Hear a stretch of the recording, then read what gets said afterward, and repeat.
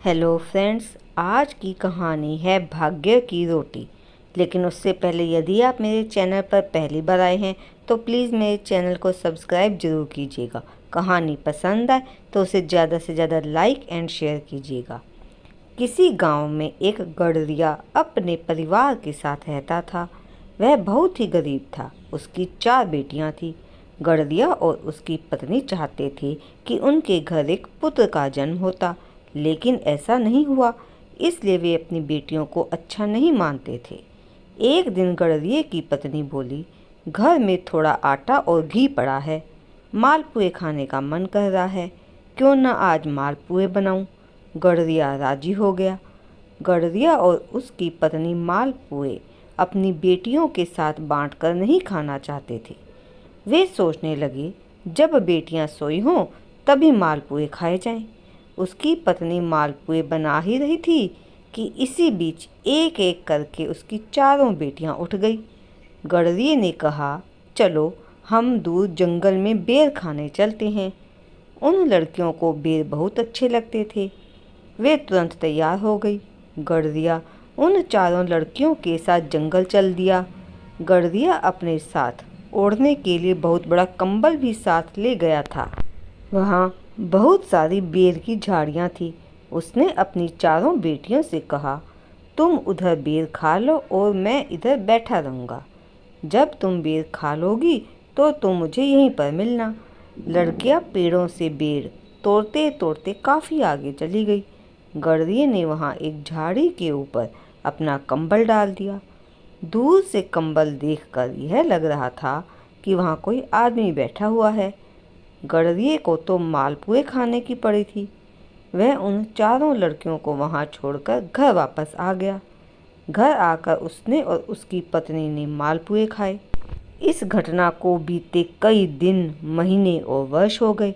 एक दिन गडरिये ने अपनी पत्नी से कहा, हमने अपनी बेटियों को जंगल में छोड़कर बहुत बड़ा पाप किया है।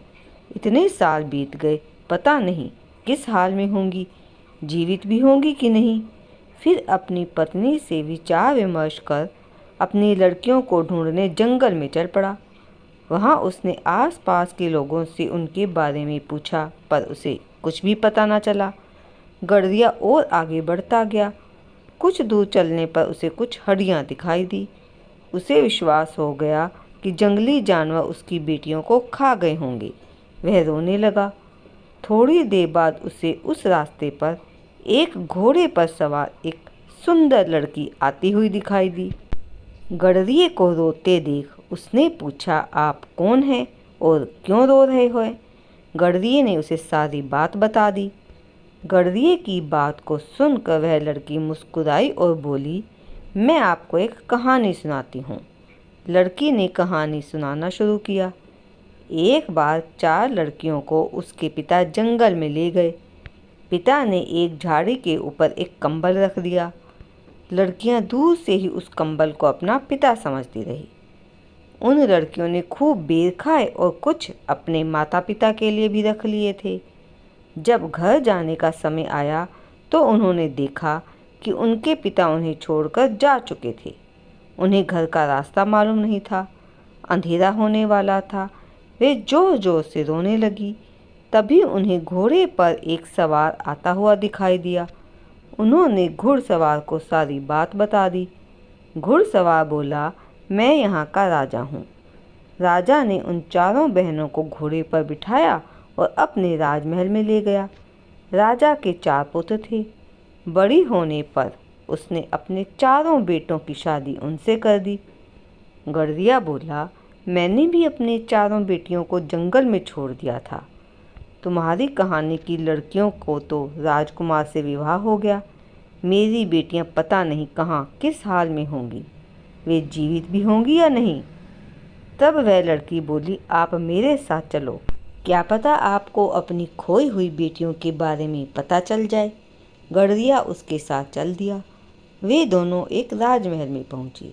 उसने उस गडरिये को अतिथि कक्ष में बिठा दिया। थोड़ी देर बाद उस लड़की के साथ 3 और लड़कियां अतिथि कक्ष में पहुंची। उन लड़कियों को देखकर गडरिया सोचने लगा, अगर आज मेरी बेटियां जीवित होती तो शायद इन्हीं की उम्र की होती। इन चारों लड़कियों की शक्ल सूरत भी मेरी बेटियों से मिल रही है। हो सकता है ये मेरी ही बेटियां हो। मुझ गरीब की बेटियां और इस राजमहल में? नहीं नहीं, ये मेरी बेटियां नहीं हो सकती। तभी एक लड़की बोली, पिताजी, जिन मालपुओं को खाने के लिए आपने हमें बेर के जंगल में छोड़ दिया था, क्या वे मालपुए अभी भी बचे हैं? लड़की की कही इस बात से गडरिया आश्चर्यचकित रह गया।